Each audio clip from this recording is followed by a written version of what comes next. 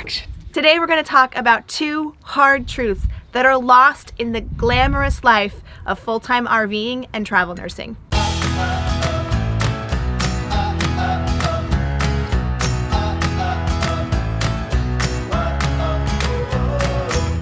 Welcome back to No Ordinary Path, everybody. I'm John. This is my beautiful wife, Kristen. We are standing in front of Windy, which is our 37-foot travel trailer where we travel around the United States, and I'm a travel nurse, and we bring fun videos and things like that to you. Today is a Real Talk Tuesday, where we're going to talk about... Real stuff. Real stuff. We're going to get really real. Yeah, we thought we'd share with you a couple of things that we didn't know before we got started, things that are really difficult to discover along the journey, and maybe a little tiny bit of what our dreams are for the future. Yeah, well, and you know, there's a lot of YouTube channels out there and videos and stuff about how amazing this life is, and don't get us wrong, it is amazing. Travel nursing, same thing. It is amazing, but there are 2 things that we've really found, having done this for about 2 years now, that are not talked about very often, and that's what we wanted to bring to you. Hard truth number 1. There are extreme highs and Sorry, lows. I'm gonna laugh this whole time. I was the inspiration for this video, just so you guys know.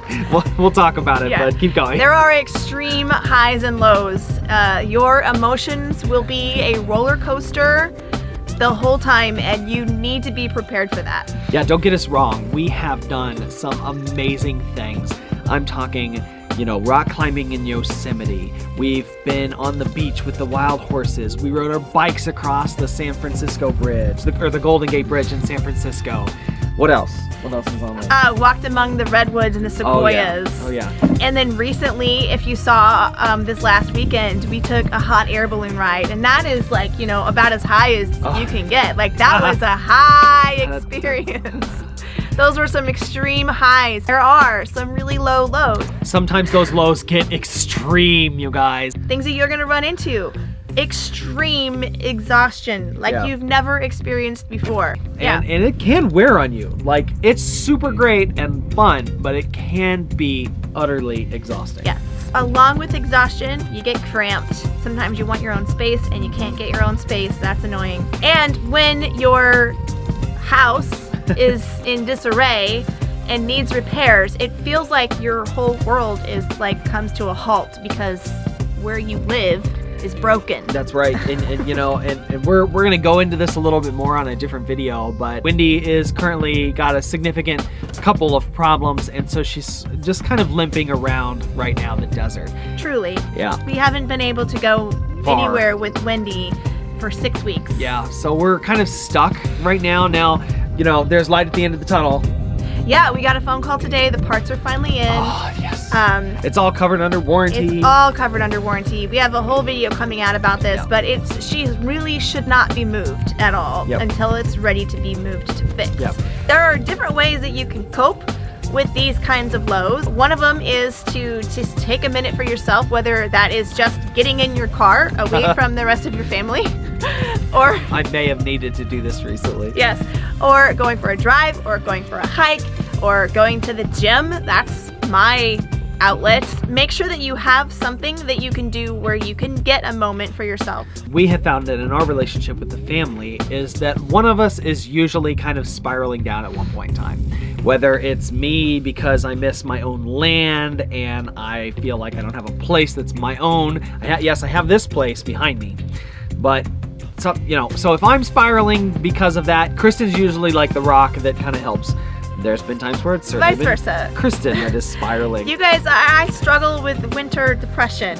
Not so much here in Arizona. Yeah, shocker. But I have in the past spiraled a lot, and then he is the one who is my rock. Yeah. So it's kind of important to try not to spiral together at the same time.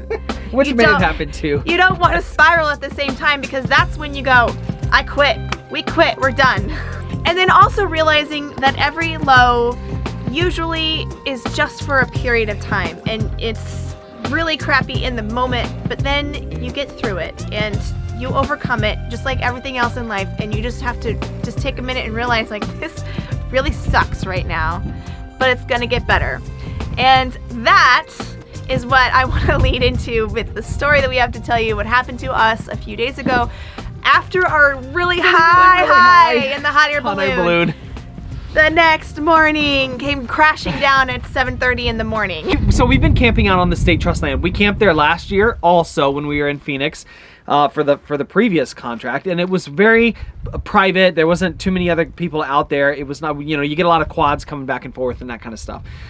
Just like last year, we had one of the ranchers come up because this is state trust land where cattle are ranged on it, and we had one of the ranch hands kind of come up and say, hey, you guys aren't supposed to be here, just like they did last year. And just like they did last year, we showed them the permit that we have, and we said, yeah, we got this last year too. No, we can be here. This is what it says. Yeah, we also called the state trust department, and we also talked to the sheriff last year to confirm that the area we were in was okay. Yeah, actually gave them the GPS coordinates and everything. Yeah, of right where we were. So we knew that we were allowed to be there. Right. But we ran into the same problem Nevertheless, at 7:30 the other day after the hot air balloon ride the next morning, we get a sheriff's department, and I'm like, oh, the law is here again. Great. Two. There was two of them this time. Let's just go surround their vehicle. Right, and they did. They parked way in the front and stood way back as we were I don't know. Anyway, hey, we got a call from the ranchers saying you're trespassing. We said, we're not. We did this last year too. Here's the permits. And they were like, oh, I don't know if we could do, we've never had anybody camping out here with permits. And so, long story short, it was a Saturday, and they're like, well, all the county office is closed, so we don't really know if you guys can be here or not. What we decided to do at that point in time was not mess with it anymore. I didn't want any kind of weird, not that I really felt like unsafe, but I didn't want any kind of retaliation if we pushed the issue. So we just decided to leave. We asked the sheriffs, where is another area that we can go to, and they pointed us to another area, maybe 5 miles away? Yeah. Down the road, that's more state trust land that we would have to travel on with a broken rig. Our slide literally is falling out. Yeah. And some suspension issues. And it'll be a fun episode when you learn about all the things that have gone wrong with Wendy. Anyway, it just brought me back into kind of another spiral that I have a tendency to go into, which is I don't feel like I've got my own space. It has a lot more to do with I don't have my own land or space that way than it does with Wendy. I'm fine living in this small space. That was a heck of a low for us, was that whole getting kicked off the land, and it sucked. Coming right off of a high. That's why we say extremes, because you can go from a really high experience to we're done. Screw this, I was so angry. Such a rough day, and trying to find a new spot and trying to move and praying that Wendy doesn't fall apart on the road on the 5-mile trek to our new spot. And everyone was just angry. The whole house was tense, and it was just the low, we're gonna be done with this contract and we're done. That's not actually what's happening, but you get to those points where you feel like you just want to toss the towel in. You have to just know that those are coming and kind of try to have a mechanism to deal with that, and know that it gets better, and that sometimes God takes this thing away from you that you just want to hold on to. We don't want to move out of our spot. This is our spot, because he's got something better over here, and you just have to do it. You just have to suck it up and do it, and then you're like, wow.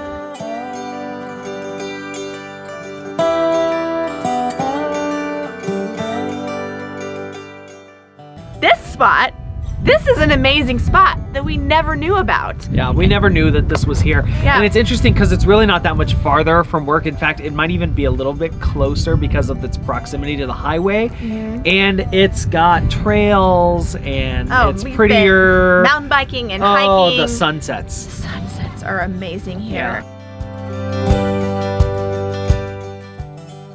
And it's not like we're out in the middle of a field here. We're kind of tucked away in the hills, so you can't see the rig, which is one thing I really like, because you could always see it from the highway in the old spot, and it was just kind of out there, and everybody knew it was out there. Yeah. Where now, that's not and there the case. are other campers around, Yeah.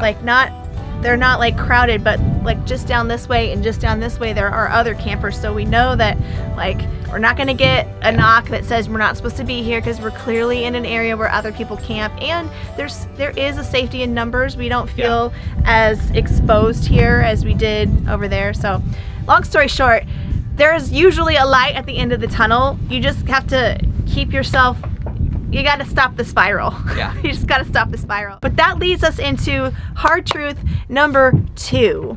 Is finding a place to land once you're all done with everything can be difficult. More so maybe for travel nurses because of the way that our pay works. You may have heard a little bit about it, or you may have read a little bit about it, but most of the money that is made up in travel nursing comes from the tax-free stipends that we get because of the duplication of expenses.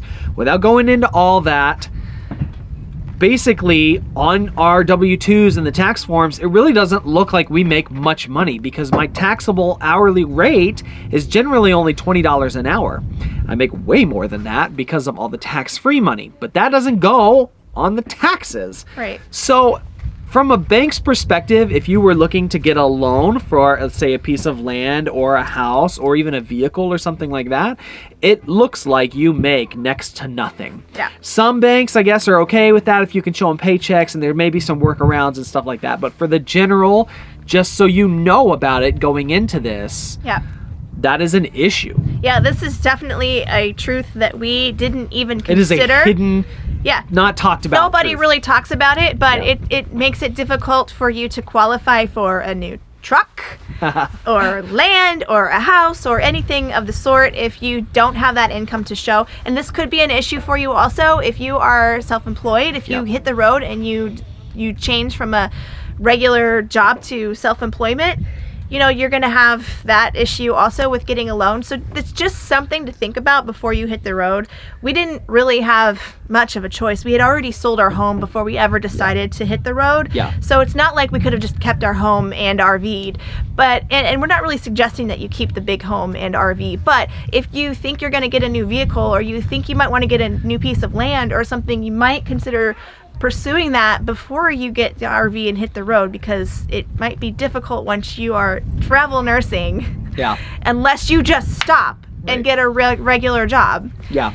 You know. Well, we've had a lot of people reach out and super excited about doing this, especially as families and stuff. So we wanted to make sure that we put that out there because, like I said, it is not talked about very often. And I really feel like it was kind of a surprise because it leads us into a little bit of like our dream building and what comes next for us. We are not done traveling per se, but we're starting to look towards the end game, you know, or at least like what the next, not necessarily the end game, but the next portion of what this life may look like for us. I mean, honesty here, we have started looking for land. We've been looking for land since Washington. Since 2 contracts ago. We haven't told anybody, but we really would love to have a piece of land with a big garden and chickens. And we had that in Colorado. We loved it. Oh, we had a great greenhouse. And we don't want to settle forever. We just want a place where we can land for a little while and then go out and travel some more. Exactly. And we see a lot of RV channels out there that are pursuing this. I mean, a lot of people that we follow are now getting home bases and buying land, and we're like